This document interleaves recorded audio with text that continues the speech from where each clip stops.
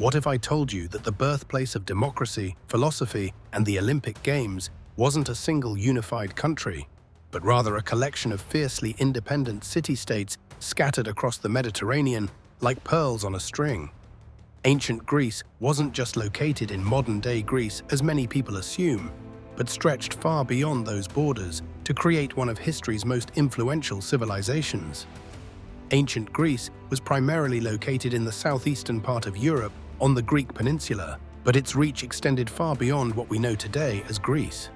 The heart of ancient Greek civilization lay in the mountainous peninsula that juts into the Mediterranean Sea, surrounded by three seas: the Ionian Sea to the west, the Aegean Sea to the east, and the Mediterranean Sea to the south. This strategic location would prove crucial to the development of Greek culture, trade, and political influence. The Greek mainland, known as Hellas to the ancient Greeks themselves, was characterized by rugged mountains, fertile valleys, and an extensive coastline dotted with natural harbors.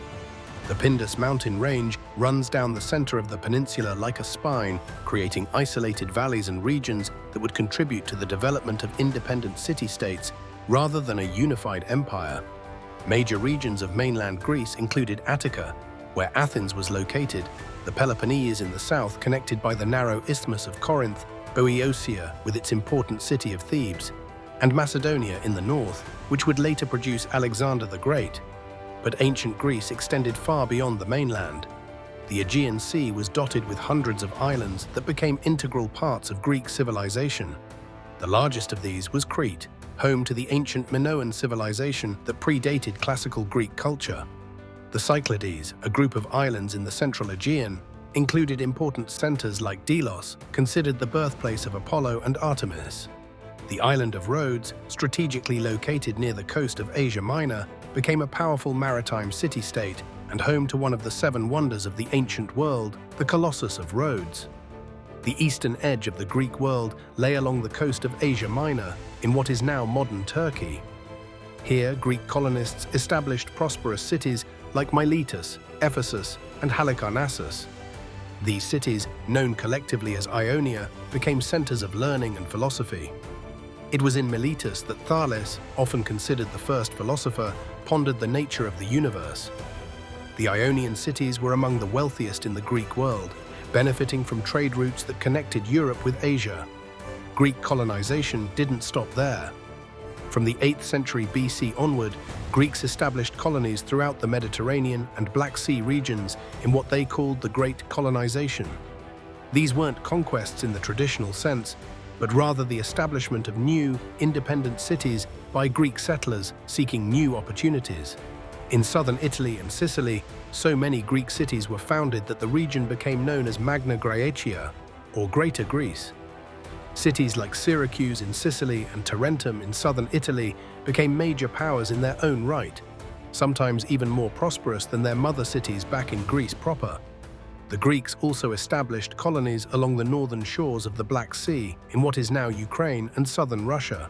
Cities like Chersonesos and Tanai became important trading posts, exchanging Greek goods for grain, fish, and other products from the Scythian peoples of the steppes. In the west, Greeks founded Massalia, modern-day Marseille in France, which became a crucial link between the Greek world and the Celtic tribes of Gaul.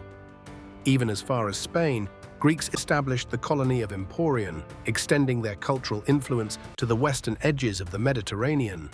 In North Africa, the Greeks founded Cyrenaica in what is now Libya, with its capital at Cyrene. This region became famous for its philosophical schools and for producing silphium, a valuable plant used for medicine and cooking that was so prized it eventually went extinct from overharvesting. The Greeks also had a significant presence in Egypt, particularly after Alexander the Great's conquest, when the city of Alexandria became one of the greatest centers of learning in the ancient world. The geography of ancient Greece profoundly shaped its political and cultural development. The mountainous terrain of the mainland made communication between regions difficult, contributing to the development of the polis, or city-state system. Each city-state was fiercely independent, with its own government, laws, and often its own dialect of Greek. Athens, with its surrounding region of Attica, developed into a maritime empire based on trade and naval power.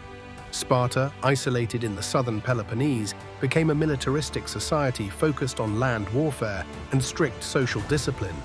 The numerous islands and extensive coastline made the Greeks natural seafarers. The sea wasn't a barrier, but a highway connecting different parts of the Greek world.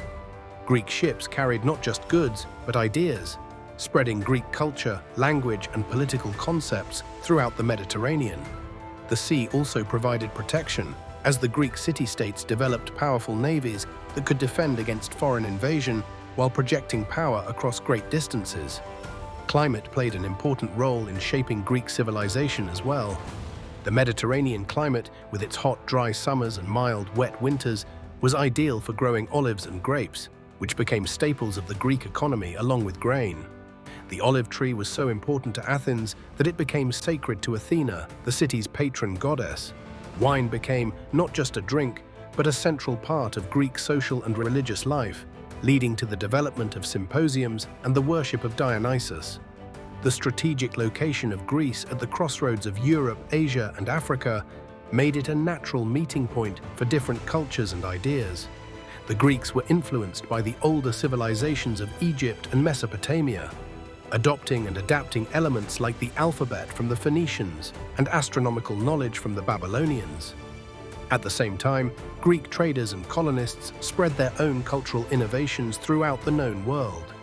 The concept of the Greek world, or the Hellenic world as the Greeks called it, was based not on political unity, but on shared culture, language, and religion.